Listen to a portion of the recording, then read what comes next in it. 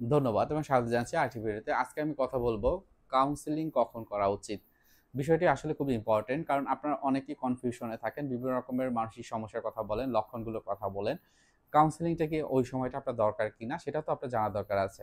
আর অনেক ক্ষেত্রে দেখা যায় কাউন্সেলিং কথাটা অনেক ডক্টররা লিখে দেন, কিন্তু তখন আপনারা কনফিউশনে থাকেন যে আসলে আদৌ কাউন্সেলিং করাবো কিনা। সো আজকে ভিডিওটি যদি দেখেন, আমি নিশ্চিত যে আপনার পুরো বিষয়টা আপনার সম্পর্কে আপনার ক্লিয়ার হয়ে যাবে।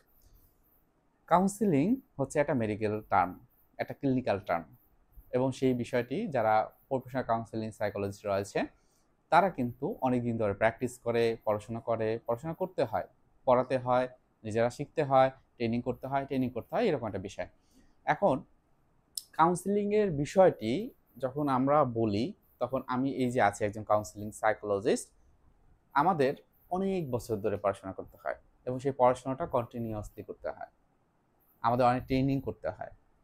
কাউন্সিলিংয়ের এই ট্রেনিং বা অন্য যা কিছু হোক না কেন, বিষয়টি হচ্ছে কাউন্সিলিং আমাদের এই যে মানসিক সমস্যা যখন হয়, মনের রোগটা হয়, এই মনের রোগটার থেকে আমরা বের হতে চাই। হয়তোবা আমি অনেক বেশি বিষণ্ণ থাকছি, কারোর সাথে মিশছি না, খাওয়া দাওয়া করছি না, গোসল করছি না, এই পৃথিবীটা কষ্ট মনে হচ্ছে, অথবা আমার অনেক ক্ষেত্রে মনে হচ্ছে যে আশেপাশে মানুষগুলো না থাকলেই ভালো হতো বা আমিই না থাকতে ভালো হতো। অনেক ক্ষেত্রে কি হয় যে আমার গোসলটা আমি ঠিক মতো করছি না, আমি নিয়মিত দাঁত ব্রাশ করতে পারছি না, আমি রাতে ঘুমাচ্ছি না, কারো কথা আমি শুনতে পারছি না, মনে হচ্ছে যে আশেপাশে মানুষগুলো সবাই স্বার্থপর, মনে হচ্ছে যে আমি যে আমার একটু সেলফ কেয়ার করবো সেটাও একটা স্বার্থপরের কাজ।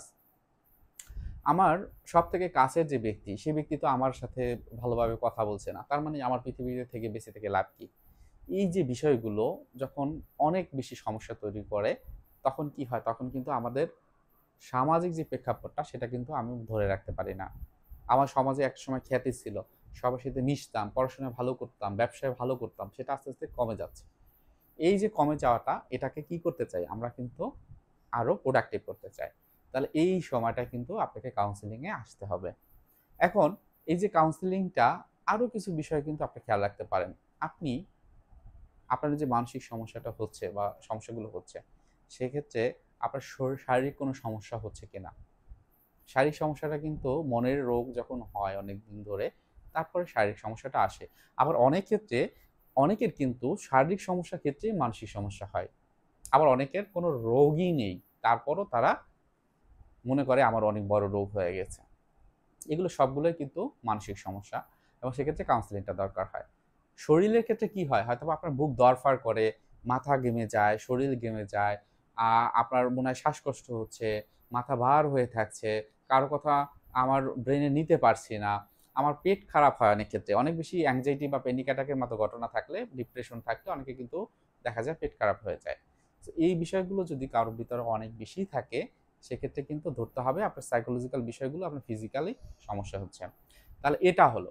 এখন হলো সাইকোলজিক্যাল বিষয়। সাইকোলজিক্যাল বিষয়ের ক্ষেত্রে কি? আপনার depression, anxiety, panic attack, OCD, তারপর আপনার schizophrenia, bipolar mood disorder, mania, delusion, hallucination বা borderline personality disorder. Bipolar disorder ক্ষেত্রে অনেক সময় দেখা যায় যে অন্যান্য যে ডিসঅর্ডার একত্রে থাকে।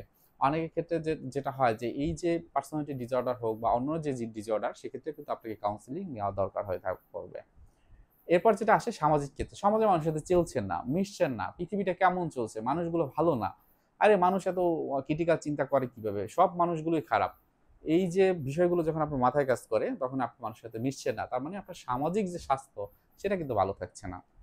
তাহলে এটা আপনি নোট ডাউন করবেন, এই ক্ষেত্রে আপনার কাউন্সিলিং দরকার হবে। এবং সর্বশেষ যে বিষয়টি সেটা হলো স্পিরিচুয়াল বা ধর্মীয়।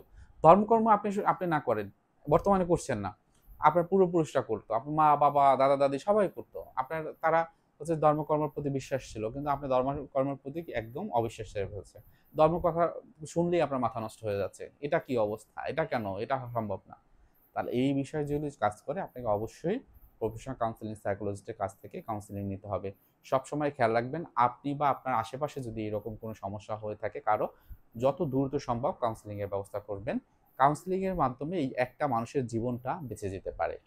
তো আশা করি সবাই ভালো থাকবে, সুস্থ থাকবে। অবশ্যই লাইক, কমেন্ট, শেয়ার করবেন আমাদের চ্যানেলটি। ধন্যবাদ।